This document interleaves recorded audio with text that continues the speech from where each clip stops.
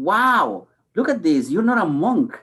No, not Oh, by a and long shot. I'm just, these are my bias, you know. It's good. I'm glad. My Yeah. biases, you know. Yep. I have all my hair. Sorry. That's great. That is great. Well, welcome everybody to Friday morning Chalk Talk.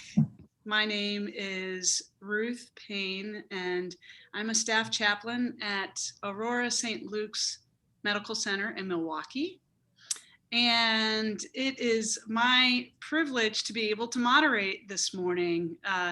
Kristen Matheson was on deck, but she had something come up, and so I get to step in. And why it's a privilege for me, and particularly, is because this morning we have Amelia Catone with us, and she's going to talk to us about Buddhist chaplaincy.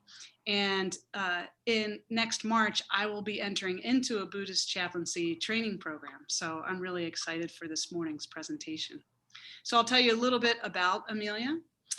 With experience in many different healthcare settings, including hospice and palliative care, oncology, trauma and burns, mental health, pediatrics, and transplants, Amelia serves as an interfaith chaplain at Albany Medical Center in Albany, New York. As a certified educator candidate, she supports chaplains in training as they learn to offer care through clinical pastoral education. She's a student of Tibetan Buddhism and the Longchen Yingtik lineage under Dzigar Kongtrul Rinpoche, and also holds a Master of Divinity degree from St. Thomas University. Her foundational training was with the New York Zen Center for Contemplative Care, and she completed chaplain residencies at Jackson Memorial Hospital in Miami, and as well as at Albany Medical Center. And with that, I turn it over to you, Amelia. Thank you so much, Ruth. So good morning, everyone. Thank you so much for joining today. As Ruth said, I am coming to you from Albany, New York, unceded Mohican territory here in the Northeast. I've been here at Albany Medical Center for the past 4 years, serving in various capacities. And before that, I was in Miami, Florida. And to the extent that it's possible, I imagine some of you, or I know for a fact that some of you are listening while in transit this morning. So I want to make safe choices. But to the extent that it's possible, I would like for us to be a little interactive. And so I do just want to start asking you some questions. The first is, in addition to Ruth, are there any Buddhist practitioners who are on the call this morning? And you can just use your Zoom reaction to raise your hand if you so choose. Okay, it's you and me, Ruth. And so I'm also curious, how many of you have cared for Buddhist patients to your knowledge? Do you have any background? Okay, Martin has. Anybody else want to raise your Zoom hand to indicate that you have cared for Buddhist patients? Okay. So I just want to offer to start off with that the essence of Buddhism and the essence of what it means to care for Buddhist patients and their families is a Zen saying, which can be summed up in 2 words. And that's not always so. And so I want to keep in mind that probably just like any other patients that you care for, that it's very specific to the person, their way of experiencing Buddhism, and also what it means to them in serious illness and at end of life. So, you know, the way that people engage with Buddhism, at least in the United States at this time, is so varied. You'll encounter people who are culturally Buddhist, ethnically Buddhist, and where it's kind of an undifferentiated from who they are. And to even talk about Buddhism as something that's separate is something that's can be a little confusing. We have, people who have converted to Buddhism, like myself. And there too, there's a wide variety of ways of engaging. And so some people are Buddhish, right? They like the idea of Buddhism. They might meditate.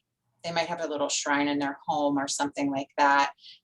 But it's maybe the least threatening of religions as far as they're concerned. If they had grown up in a tradition that they left, or if they were alienated by certain traditions, that sometimes Buddhism is like the friendliest. And so I run into a lot of staff members here at the hospital who kind of fall into that category. They're curious about it, and they've engaged some with it. They've probably read some Pema Chodron, if you've heard of Pema Chodron.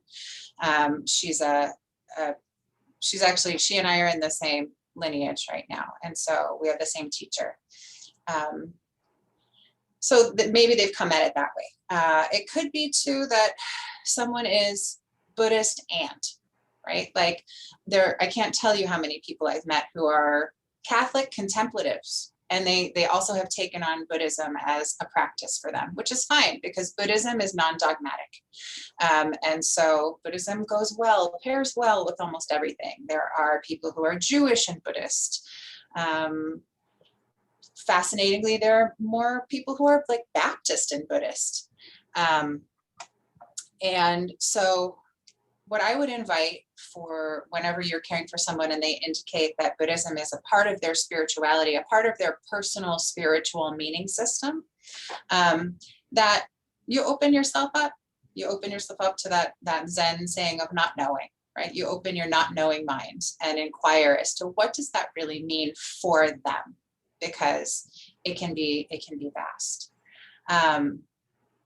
There are some people who have spiritual communities. Those are called sanghas, S-A-N-G-H-A. And usually if someone is facing a serious illness or if they're at the end of their life, most sanghas have some type of support to help companion a person through that time. And again, that can be pretty broad in terms of what the interpretation is. In my sangha, we have like a committee, and they're called Karuna Maitri, which means compassionate action.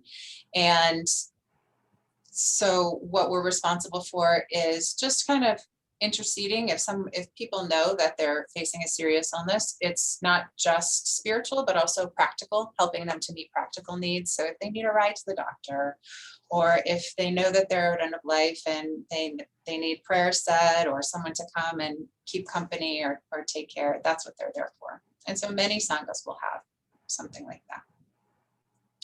So I want to share just a couple of clinical cases that help to illustrate important considerations for Buddhist patients at end of life. I do have a PowerPoint and handouts, but I would rather kind of let the patients speak to you and let us learn from them directly. And then if there are questions, please, even in the midst of things or at the end, you're please welcome to ask any questions for clarification, or if I'm going too fast. I'm aware of wanting to fit it all in our short period of time. So the first case is a patient who was in the ICU several years ago, culturally Buddhist. I believe the family is Cambodian. And he was turning towards the end of his life. And to the extent that the family had called some monks to come from their community to come and chant at the bedside at the end of his life. So this is an important practice for some people, because the state of a person's consciousness at the end of their life is integral in terms of their rebirth. Now, Not all Buddhists believe in rebirth. That's another question to consider with your patients. So don't just assume necessarily. And it's rebirth, it's not reincarnation. There are different concepts, but the idea overall, overwhelmingly, is that we want to create a peaceful environment for the person at the end of their life, so that their consciousness can transition out of their body into what's called the bardo, which is an in-between space, and to prepare for a favorable rebirth, which means just a safe and happy place to be reborn. So the monks had been called, they were on their way, they weren't present yet. The patient was in significant pain, and the nurse was preparing to administer a dose of morphine. The patient was on comfort measures only, and the nurse wanted to offer the patient the morphine. Well, the family and the patient himself were very concerned about that possibility, both because they were worried that it would hasten death before the monks had a chance to arrive, and also that they were concerned that he would be too obtunded, that he wouldn't be able then to have kind of a clear experience at the end of his life. And it was causing the nurse real moral distress, because she could see that the patient was uncomfortable, and it was making her uncomfortable. And she wanted to do what she's done with all of her patients, which is to help to make them comfortable and alleviate their pain. Fortunately, the chaplain that we had on call kind of ran a go-between between the medical team and the family, explaining each side and kind of building that bridge between them. And what they ended up deciding on was for the patient to receive half the dose. So it was able to kind of take a little bit of the edge off for him. He was still able to remain alert and oriented.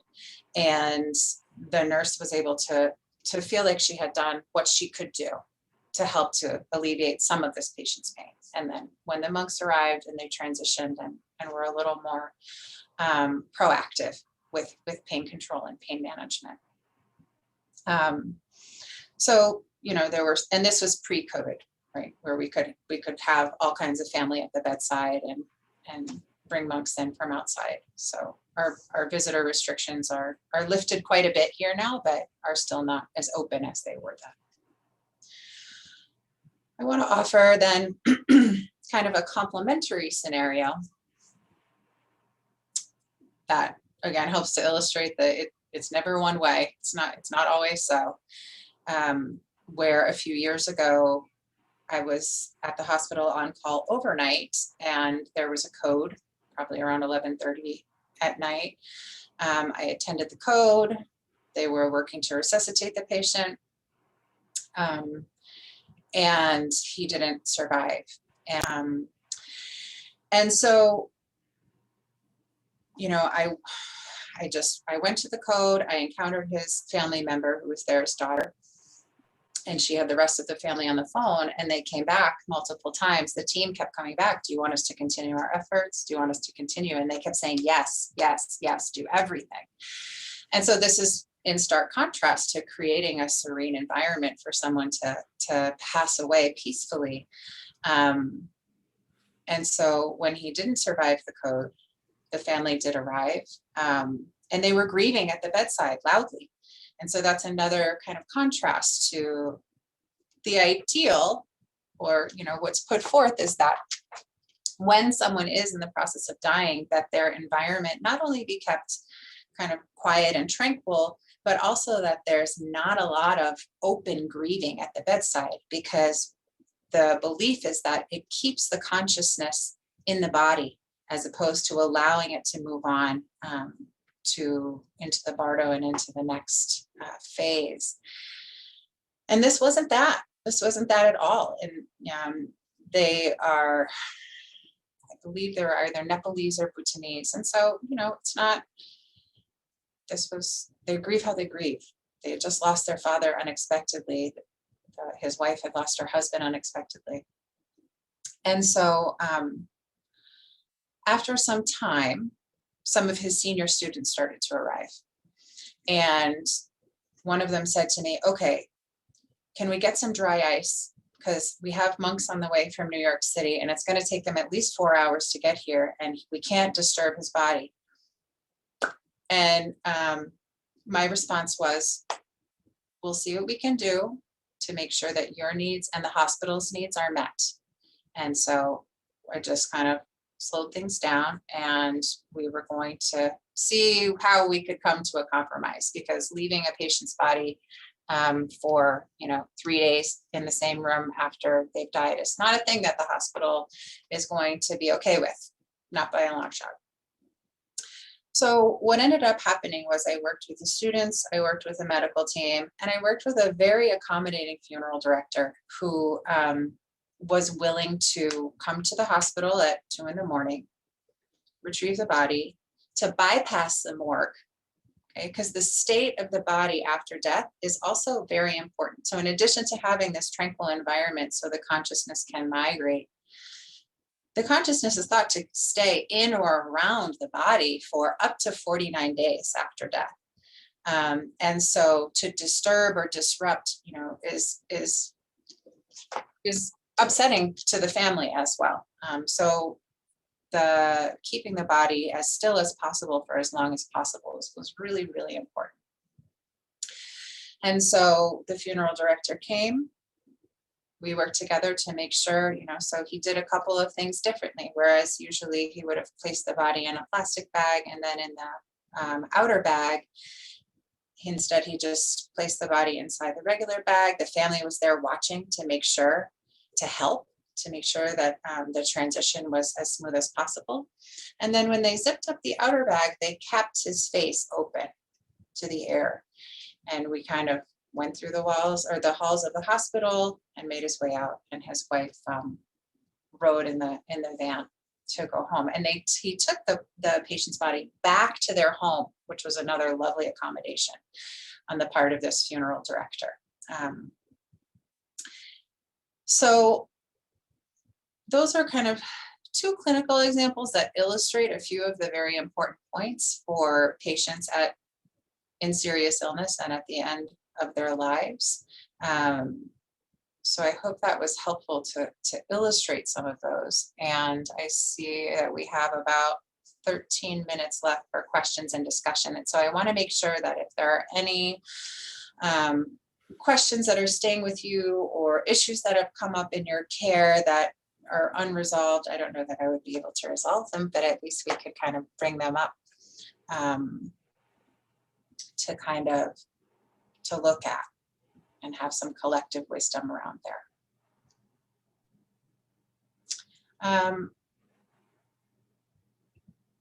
Yeah, so just to go back in the chat a little bit from Jerry, I absolutely recommend the book Being with Dying by Joan Halifax Roshi, and Ruth, I'm sure you're familiar with her as well.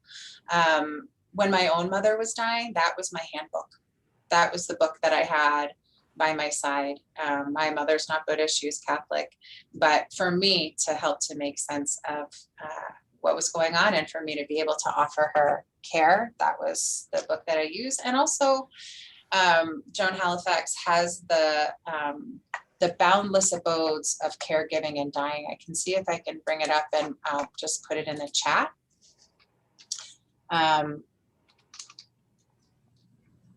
I use those a lot, both with patients who are Buddhist, but also a lot of my spiritual but not religious patients. Those are really good meditations for just for working with grief, working with caregiving, and working with dying. So I highly, strongly recommend those. The 49 days. It's the time period that it's thought, as I said, for the consciousness to transition from this life through the bardo and possibly into the next life. So as I said earlier, not all Buddhists believe in rebirth, and rebirth is not the only option.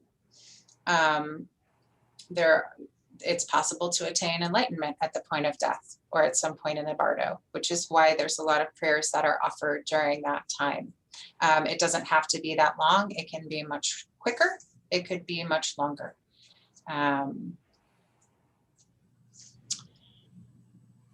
So I don't have it. Why is it 49 days?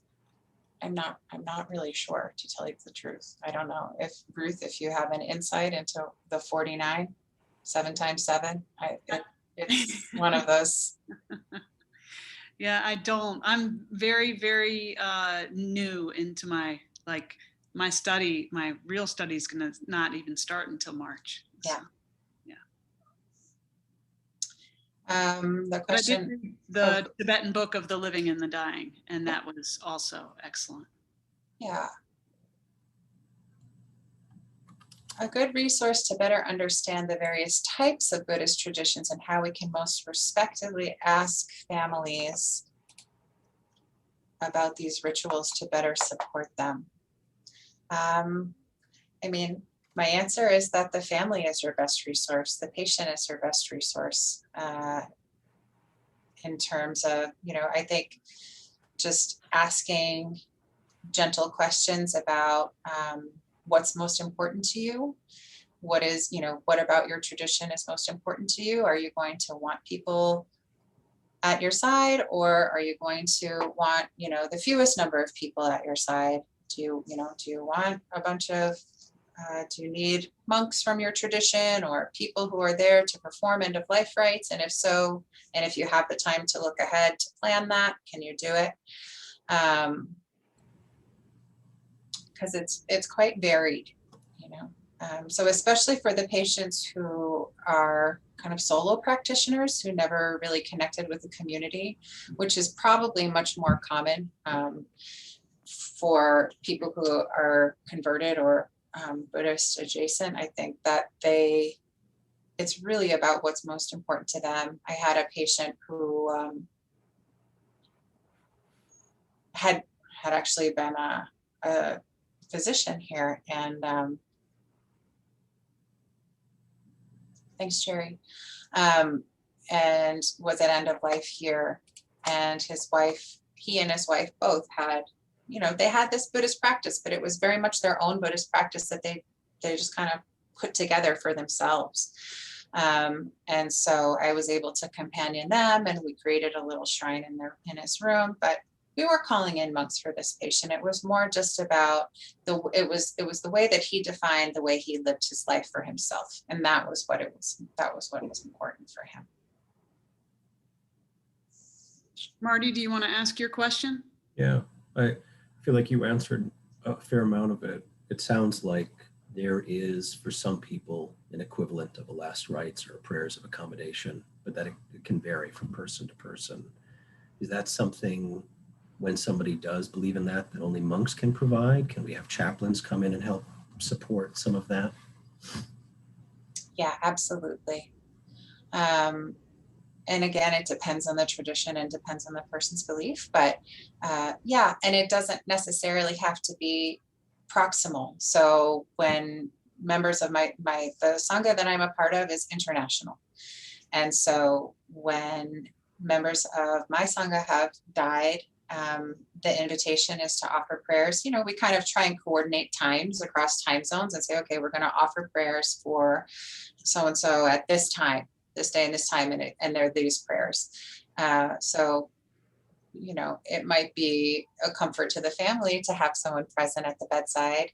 And if it's a comfort to the patient, of course, hopefully that would be determined in advance. But for those kind of prayers, it's not necessarily the thing that needs to be done interpersonally. Again, it depends on the person's tradition, but yeah. Rebirth and reincarnation. Did I hear you say that not all Buddhists believe in rebirth, or not all Buddhists believe in reincarnation? Can you talk about difference? I suppose reincarnation is going back to flesh, and rebirth, or how is that?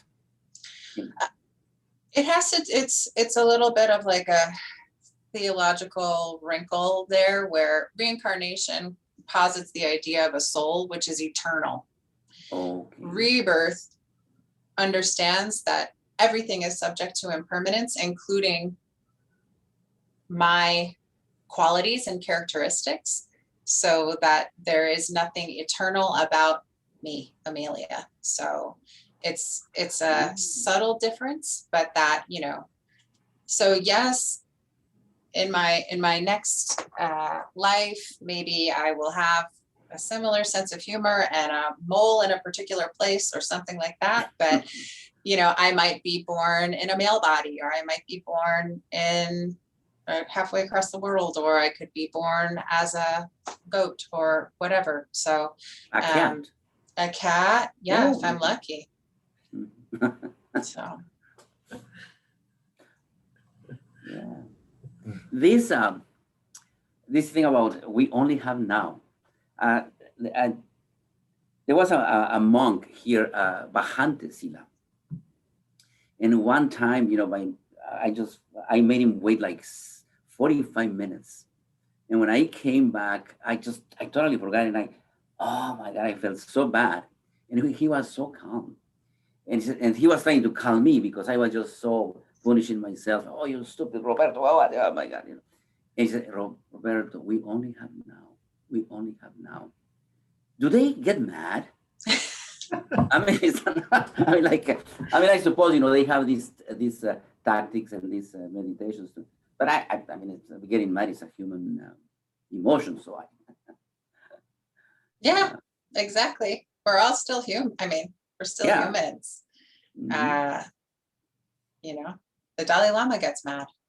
I guarantee it. Yeah. Usually it's right. It's white hot anger at if in the face of unrighteous things, but it's still, does he get road rage? I don't know. I doubt it. But yeah, but that, you know, there's a way of, there's so many different ways of engaging the Buddhist practice. And a lot of it is that kind of mind training and that understanding that I don't necessarily need to be reactive right now in the moment. There's a lot more to it. I mean, we could spend days. We could spend lifetimes, Robert. Maybe we have. That's right. Maybe we have. And that's what brings us together today, this morning. Are there any other questions or? I have one, you know, so like some Christian religions are very much into proselytizing, which I hate. Is there any element in that of like the Buddhism that they want people to be Buddhist? Any element? No. No, it is, as I said earlier, the Buddhist traditions are non-dogmatic, right? So that means that there is no thou shalt not or thou shalt. There are vows. There's ways that people take personal responsibility for themselves and for the consequences of their actions in the world. But you know, the heart of the Buddhist teaching is you don't have to believe me. Try it yourself. See if it works for you. And so that's very much kind of the attitude, I would hope, of Buddhists, you know, worldwide, is that this is my thing. It works for me. It doesn't need to work for you. It's not, that's why it pairs well with other traditions, because it's really not the kind of thing that assumes superiority or primacy. And I would add to that, there's still that very human element, though, of, and I'm thinking of a particular interaction I had with a Buddhist person when I was looking into different programs.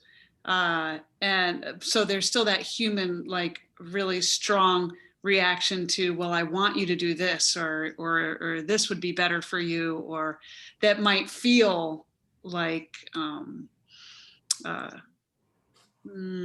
proselytizing in a way, but that's just a human response. Yep, still humans. Mm-hmm. I'm mindful of our time.